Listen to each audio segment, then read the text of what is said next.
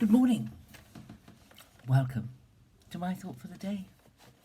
I'm looking at 2 Peter 1, verse 4, which says, by which is his own glory and excellence in the verse 4, his divine power has granted to us all things that pertain to life and godliness. That's what verse 3 says.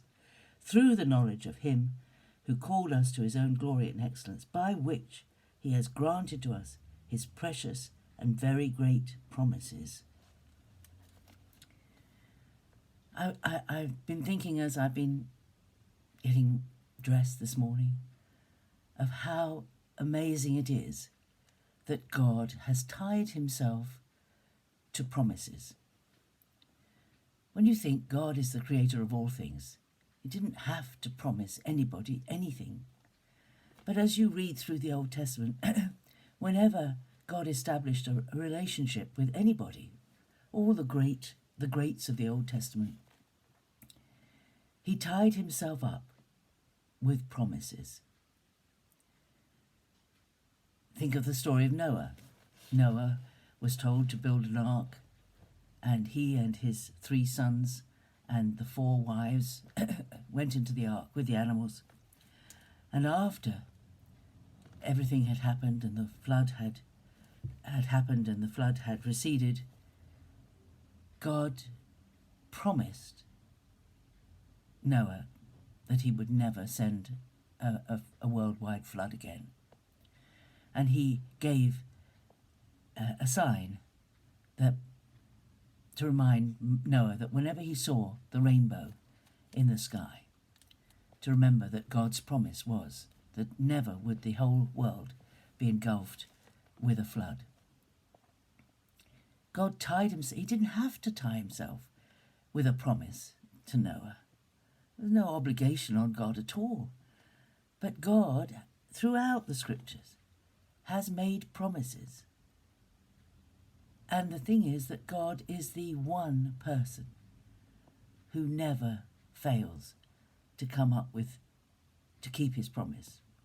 We might fail, our best friends might fail for all sorts of reasons. But he bound himself to us with promises. And as Peter says, he has granted to us his precious and very great promises.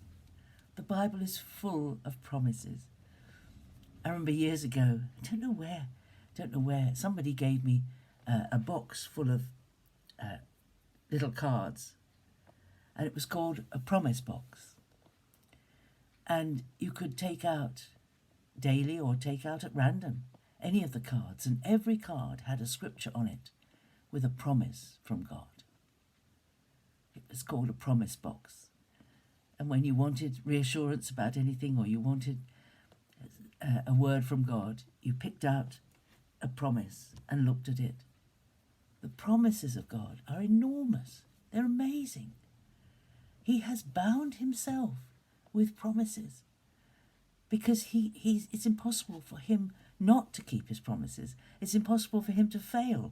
It's impossible for him to forget that he promised to do something. We might forget. We might promise to do something and get caught up in all sorts of things. And I can tell you, I'm sure that God, with all the concerns he has to deal with, all the people he has to look after, maintaining this world and everything, he's a busy guy. But he never forgets what he promised. And if he's promised you something specifically, and this is the wonderful thing about the Bible, that as you read it and you think about it and you ask God to speak to you through it, there are times when he gives a very specific word. And you know that the Bible verse that you've just read has become a promise about a particular situation that you've been praying about. And it's become your promise, not just a general promise to anyone who reads the Bible, but it is specifically to you for your situation. And God will keep his promise. It may take months or years, because there may be a lot of other things that have to be fulfilled before that promise comes true. Just a little personal testimony. When I was in my teens and 20s and gave my life to the Lord, I was convinced the Lord would want me to work for him full time. And I went to Bible college expecting to go on to the mission field. But I met my first husband and settled down and had children. And although he had thought to do the same thing, we didn't end up on the mission field at all. We stayed here in England. And I felt I'd missed it. And I said, Lord, I'm sorry I've missed it. And the Lord promised me, in my spirit, he promised me that when my children didn't need me anymore, I would work full time for him. And in the year that Rachel, my younger daughter, became 16, I was given quite miraculously a full-time job as a hospital chaplain, and I worked for the Lord full-time. He kept his promise. He put it into my heart, the promise. And it did take 16 years. But he brought me into it. He kept his promise to me. God keeps his promises, his very great and precious promises. 2 Peter 1:4. Have a great day. I'll see you again tomorrow. God bless you. Bye-bye.